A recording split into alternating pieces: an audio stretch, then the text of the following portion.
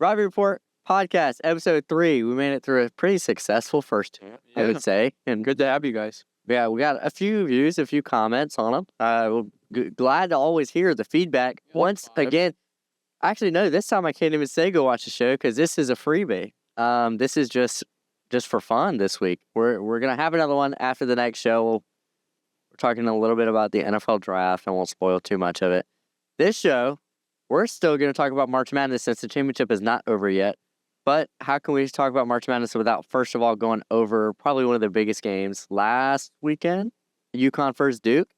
Wes, I know you love the little white boy on the map.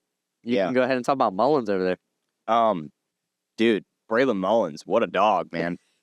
Putting white boys on the map from like Steph Curry race. He hit it from the logo. And what really makes that impressive is the fact that he overcame a missed charge call early in the game from Cameron Boozer. So Overrated. I guess you could say karma. I guess karma came back a little bit. But then little bro threw a pass in the middle of the court. So I don't know. Caden. Unfortunately. Yeah. Little bro needs to work on the management of the clock there. You hold any of us at best. You hold the ball. I mean, no, maybe not you. You hold the ball there.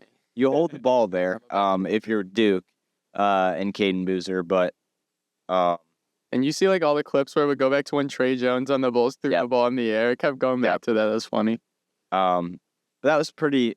It was a great game. And hats off to Connecticut for getting the win there. Shout out to the women's bracket. South Carolina Gamecocks play tonight. We watched it. Phoenix. We watched it at K-Games. Why are your hands so clammy? What? They're always, dude. That's it's a part of it's a part of life. It's a part of my humanly function. Part of life. Yeah. I wasn't gonna do that. That's just like literally. Yeah, but dude, UConn, South Carolina tonight. Should be a really good game. AZ Fudd's amazing. And To roll your eyes to that. It's a good poll. I know. I don't know. UCLA, Texas. It's gonna be some good women's hoops. Should we get into the next little segment? I do want to talk about one thing because I swear, if it's this Will Wade, it is Will Wade. Because I know Wes has. I'm sure he can have comments. I think you'll have good comments. That really, one of the biggest talks right now is Will Wade going back to LSU. A whole bunch of controversy with Stephen A. Actually, Stephen A. called him the biggest fool on the planet, probably, and called him a wannabe gangster. This is what I'm gonna say. LSU has proved with Lane Kiffin and Will Wade and their women's basketball coach that they just like to hire people who are not very good or kind or that anyone really has any positive feelings towards. We're always so worried about players. Like we've talked about it on the podcast before with how rough it is for coaches to lose players so quick. And, the freshman class, which we'll get into later. But now we're worried about coaches. Like he just up and leaves and doesn't say anything. As a player, how can you trust your coaches then? Wes is a pretty big crash out. I mean, I want to see what he's got to say. I mean, really, honestly, I don't see like super, like I see big problems with him leaving NC State, like in that manner, just as Lane Kiffin leaves Ole Miss. And now it's fine, like for him to go back to LSU. Yes, him cook now. But what I'm alluding to is the fact that this is nothing new with LSU. That's what I'm saying. This is LSU's style. Yeah, LSU's style. Go back out there and get him. Go all the way back to Les Miles. Oh, we ball knowledge. In 2008, 2009 for LSU, man. So I think 2009 like born. They were like he was. I mean, he was nuts as a coach, honestly. And then you have like some intertwine some personalities in there with like Coach Ed Ogeron for football. and his mantra. Brian Kelly even in LSU. Yeah, football Brian Kelly. program, Yeah. getting really mad at getting mad at the reporter for asking, what the problem is with them losing to LSU. And he's like, we've been in the same position the last 4 years and we keep harping on the same exact things. Like, bro, you're the coach. Like, this is your establishment that you're working with.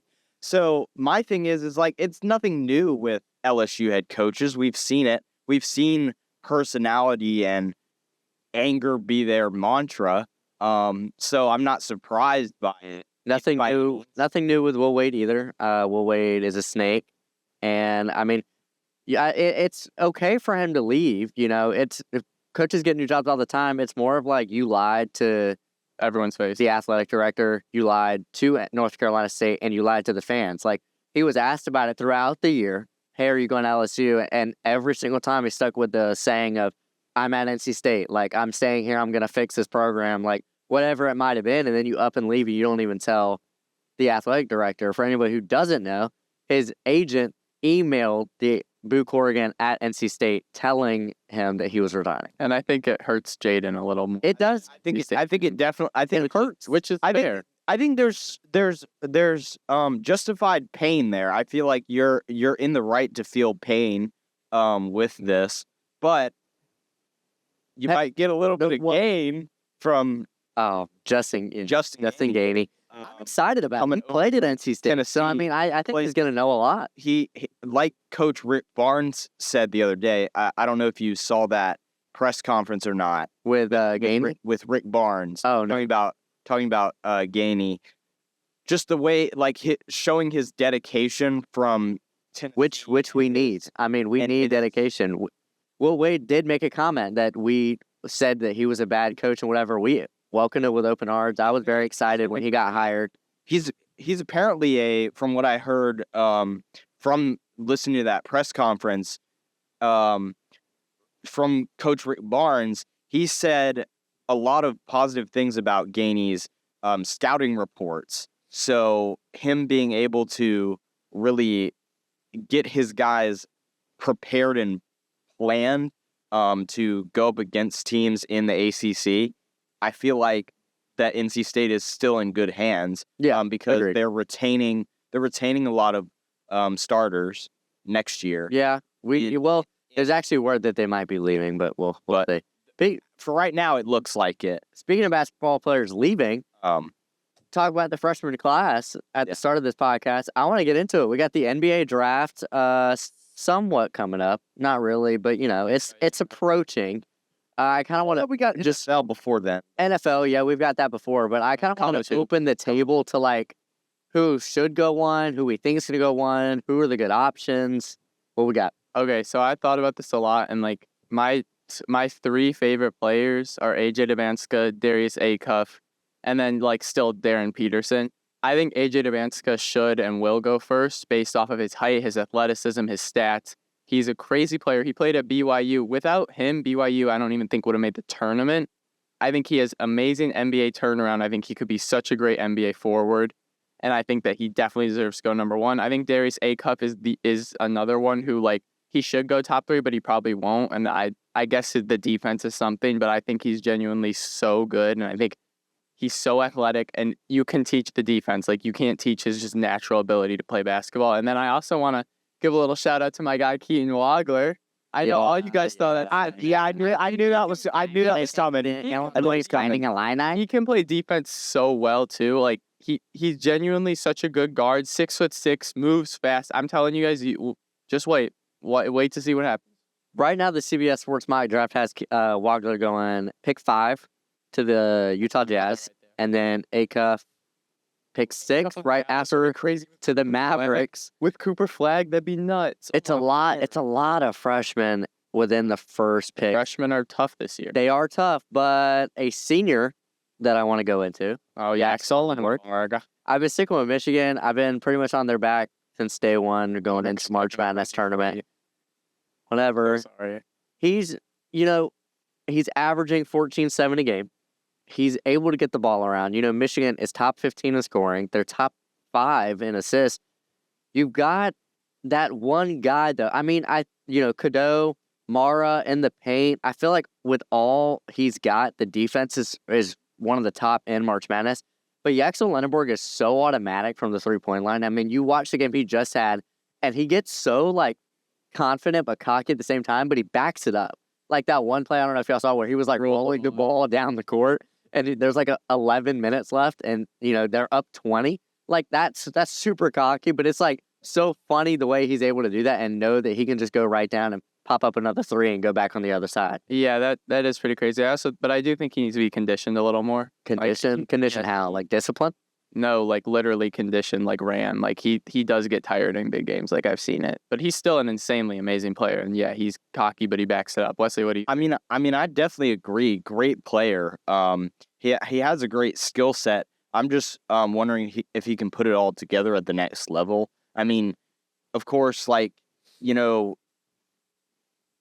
people playing like our expectation now in the NBA is for players to at least reach like 50, 55 games. And and like people do not have patience anymore for how long it takes. And patience, the patience is the thing that I feel like people are going to have a hard time, especially in this draft class a little bit. Even with Lindeborg, and I would give the example of Darren Peterson for like, you got to give patience to these two guys because, especially, and others, because they're still adapting to. They're still gonna have difficulty adapting to the NBA roster. Peterson does have a story though, and playing many. We've talked about it before, like with why he sits the bench. I mean, we've had conversations here before we knew what happened. I think I gave him a little too much heat, because there was nothing pointing in a direction of why he needed to sit. And here, within the last few weeks, more research has been done. We've found more things within the four of us figuring out why he's sitting games. And I mean, honestly, does that move his draft stock down? I think they have him going second, but like you can't sit there. I think it very much could, and I see the reasoning behind it because of an NBA scout is looking at like, hey, are we going to be able to get the most out of him? We need to win championships. We need to win, and he might sit the bench in the fourth quarter down to starting now. Yeah. And it's nothing to do with like them being mean. It's how the NBA works. You're there to win. You're not there to, and like you said, in crunch time, he can't play. Like it's valid that he can't play, but that doesn't change the fact that he can't play. Yeah. So I think if he doesn't have that problem, he's probably the best player in the draft. It's not a skill set thing. I mean, it's just, It does, like if you had the chance to take Dabanska or him, I'm taking Dabanska. Unless you have like the best forwards. I don't know. I mean, it's just so hard to say because there are a lot of good options, a lot of freshmen. I did say Lindeborg, he's dang near 40% from the 3-point line, but you got freshmen like Caleb Wilson. So good. But then you've got injury prone. So Caleb Wilson, Cam Boozer, I've already said is overrated. I might be a little biased as an NC State fan, within the North Carolina. But I feel like as an NC State fan, I've been good about giving props to like North Carolina. And I think that Cameron Boozer, like the things I see with him is he can move a little slow at times, but his rebounding, his defense, his gap-to-gap defense, and his finishing skills, his ability to draw fouls, like it's all NBA stuff. He's got the right size. He's pretty dang jacked, no glaze. He's definitely like he's got the NBA talent. He's another guy where I think he's got to be able to move a little faster though. But I don't think he's overrated. I think he's top 5 in the draft class as well.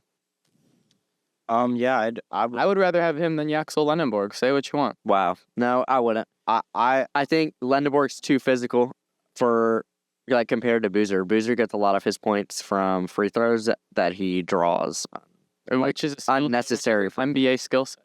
That's fine. I mean, like Caleb Wilson, Wagler, Cuff, I would take them. Flemings, I'll take everybody. But most of those guys are guards. Besides Caleb Wilson, that's fine. But I'm just saying, like I'm talking about forward in a draft. Okay, well that was. I think that he's top 3 forward centers. I think that he'll probably end up being a top 5 pick, whether people think he should or not.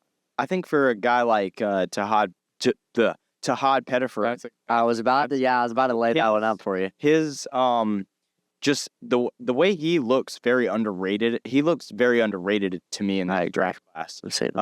For me, it's really the fact that he's an undersized guard and he's able to play pretty strong defense, as well as shoot the three and pass really well. Him and Akov are very similar, and I may feel a little biased towards Pettiford in a way, because I feel like he can get a lot of heat for not being as great as he once was with Auburn. And I think really it's just a reflection of kind of this situation they were put in this year. I mean, Pearl, They look pretty good still, though. they were still pretty good, and They're doing good at NIT, aren't in a way, but did they? Did they go to the championship in the NIT bracket? they really dropped their Yeah. I mean, they were right outside though for March Madness, though, weren't they? They were like one of the first 4 out. yeah. Auburn. They were first. Yeah, championship game, Tulsa versus Auburn, Sunday, April 5th at 8 o'clock Colin Belt. for Auburn. Auburn's gonna win. Yeah, Yeah, I think I agree. Go Yeah, Golden Hurricane. Lynx being in the championship's a little crazy to me. I don't think I've heard a lot about them. Go But Golden you- Hurricane. What? You're literally talking about Pettiford right now, and then you switch up. Oh, wait, switch up. Not so fast. Sorry. Oh, what do you think? Jaden's choking and dying over there. I do want to talk about. We all made brackets in this class, and as Walker's not here sadly, but all of our guys are in the Final Four except Wesley. Iowa Wesley's State team got beat. gone. Tennessee. And speaking of Tennessee, Nate Met, that's what I'm talking. Gillespie, Think about him. all of them. Terrible. Just I know. absolutely. I saw that coming. Wes is so quick to hit on him. And the thing is, they literally beat his championship They team. beat your team. The way you move, The way you move, Like the way out of bounds move. after there's a made basket. He still beat y'all. Wes is How do you Wes is do going there's through no- it right now. When there's not a made basket, Good Lord. Okay, wait. Who won? it's a travel. And then the next possession, he gets a pass and thinks he's Odell Beckham Jr. It goes off his hand and goes out of bounds. So not a single Iowa State player, and it projected to go Couldn't make his free throw. first Scored round. 18 points on y'all, blocked y'all twice, and had a steal. How's that? Nate Ament projected as the 9th pick. Yeah, he's good. At the beginning of the year, he was supposed to be the first pick. He had a down year, but he's still an insanely good player in my professional opinion. I think he needs to stay another year. Lendeborg is I think- crazy to me, though. I think but he needs to stay another it's okay. year. Lendeborg definitely has a really high ceiling. Come on, He is who- this polished. Who is Nate Ament over? Nate Ament's over Burries from Arizona. No. Whoa. Koa Pete. Koa Pete. Okay, I could see that. Labor Phylon from Bama. Shout out. No. Coconuts. Thomas Haw from Florida. Hall. I'll try to hop on 2K tonight. Hall's pretty good. No one else. Dude, I gotta work, bro. I did. I have 26. I gotta work. Why are we talking about that? We're Just kidding. I have like 7 minutes until I have to go. So first we're gonna have to speed this. That's a Caden Boozer. For why? I don't want to talk about him. He's Caden? Oh, Caden? No, I just I thought can't that talk said about Caden. We're not talking about Duke players anymore. I can't talk about Caden. Oh, wait a The minute. game. Shout out. Let me see this paper. Shout out who? Okay, I did want to talk more about Darius Akov, but I do want to talk about Karim Lopez. I said that wrong. That's okay. It's okay because he's a former From Illinois has shown Karim players can be really good down the stretch. then take it. No, I want to listen to you guys. All right. I don't know much I about don't it. know. I don't know anything about him. Okay, never mind. That was Walker's talking point. Yeah, Walker did. That was Walker. Unfortunately. I would also like to really quickly just national championship Final Four coming up. Watch Andrei Stojakovic. His finishing is genuinely beautiful. Oh my goodness, he can get through anyone down the lane, lay it up. It is bag work. I think the Illinois is beating UConn. I think Illinois is going all the way. You'll see it happen. Illinois versus Michigan national championship. Jackson Lendeborg but I'm held scared. to 10 points. And you want to know why? Because the Ivasic brothers are going to put belt. I wanna say one. Somebody on that right side of the bracket is gonna win. I want to go a little bit back into women's just for a second, and give a see what y'all's take on this is. Where do you think Audie Crooks is going in the transfer portal? Oh boy. Oh, was she the Iowa State? Iowa State player. I don't know why I knew that. Are But you talking about the Notre Dame player too? you're talking about the Iowa- political and economical. The Iowa State's like best player. Gamecocks. Here, Gamecocks. she's on an ad right here somewhere. This one? Oh, Yeah. she's really good. Yeah, I've seen. Yeah, I saw her play a few times. Who did they lose to? See?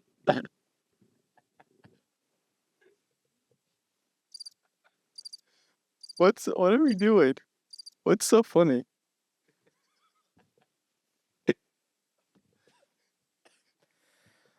I want to circle back and yeah, you know what?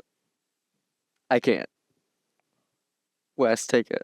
Gershon Yabusele. Shout out. That is my ball knowledge player of the day. Gershon Oh, I Yabusele. forgot you're doing. Yep, I'm doing that.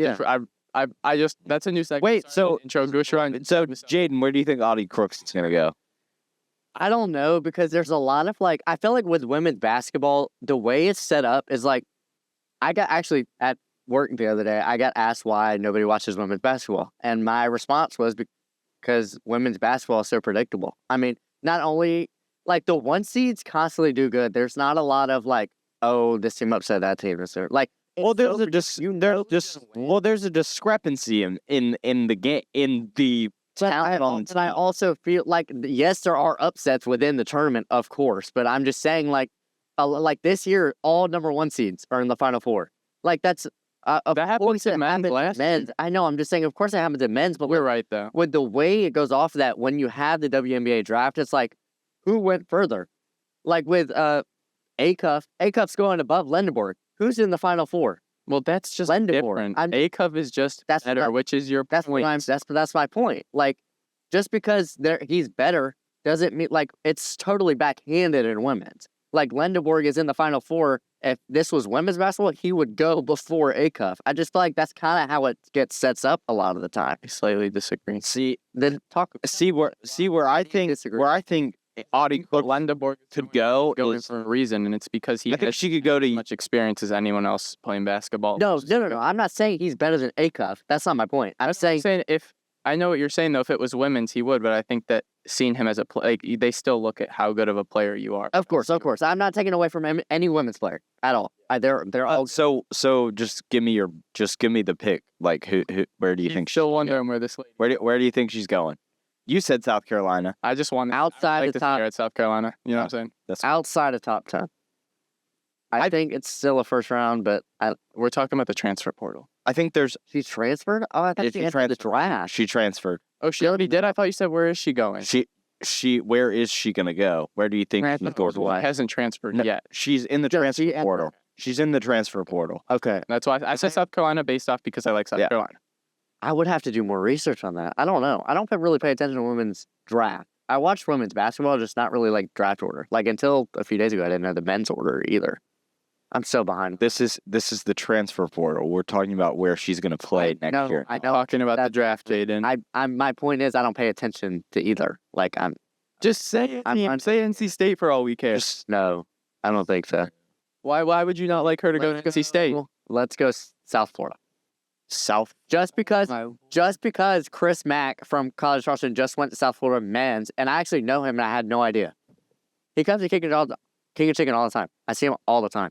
Or Southern California. Next show airing April 22nd. We're going into the NFL draft, and really, really unfortunate news. It is our last one. Or is it? Last show. We may hit you with a little. Hey, this might be like an April Fool's thing. We're just a little late. Not April Fool's, you smart guy. Ow! You annoy me. Anyways, catch y'all next time. We'll probably have episode 4 out maybe by the Shout out Coach Reynolds. Shout out Coach Reynolds. Shout out everybody that puts in, the effort for our show.